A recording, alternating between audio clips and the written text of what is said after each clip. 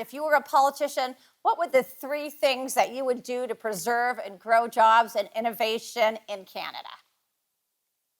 Right now, today, let me start with one simple message. We've seen massive inflation in energy usage in the gas pump, heating our homes. Our prime minister put in a carbon tax on heating your home. Everyone watching this, if they have a house, they're paying $50 to $80 a month on a carbon tax so that our PM can say he's meeting some kind of Paris Accords. That's ridiculous. Canadians, we live in Canada. We want to stay warm in the winter.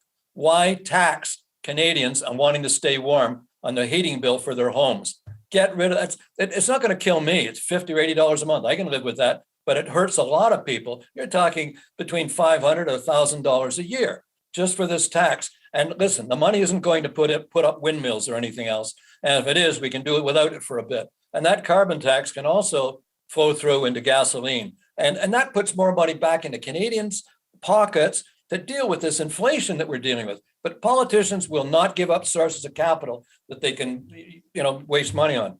Second item I do is simplify things. Regulations. It is so hard to do things in Canada. We are strangled with regulations, not only in real estate development, business development, securities law, regulated to the point that you don't do anything. So we've got to cut regulations. And it also means simplify taxes. Simplify the tax system, and if possible, reduce it. And I think thirdly, make decisions for Canada. Make them for Canadians. Think in a bigger picture. Don't get trapped into the political correctness of buying votes from special or regional interests by giving them money for offenses real and imagined. Let's go forward. Frankly, I can't do anything about what has happened 100 years ago. If I could change something in my life a day ago, I would do it, but I can't. Let's make decision on a go forward basis and stop wasting money. If you feel been aggrieved, so what? Get over it. Politicians have got to run a country for the future, build it for the future, and make decisions for Canadians, not just for these special groups. And people are objecting to it. In fact, even I think that truckers thing was part of that. They got focused and painted as extreme, but it was Canadians saying, we're not happy with what's going on. Forget the issues at hand. And sadly, our politicians decided they would shoot the messenger instead of getting the message. We're not happy. Changes have to be made. But carbon tax, I could do that today, and it would save you money tomorrow morning.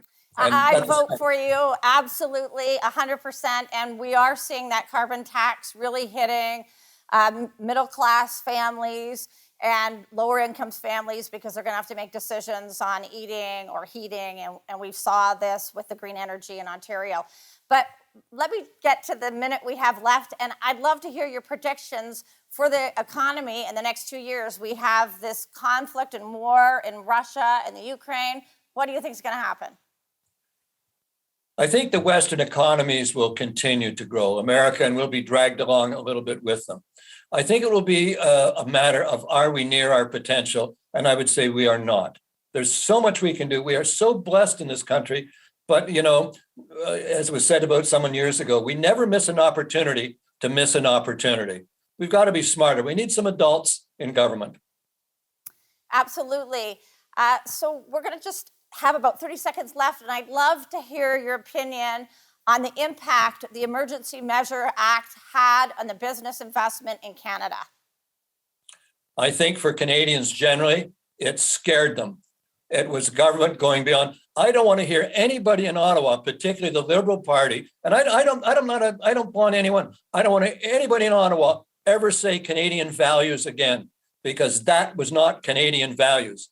If people come and protest, you go out and hear what they've got to say and at least listen to them. But when you decide you're going to jail people, ban them from getting bail and being released, seize property, freeze assets, that's not Canada. That's Eastern Europe, or that's Russia. It's not Canada. Please don't ever use Canadian values from anybody coming out of Ottawa. And I don't care how inconvenienced they were. Get over it.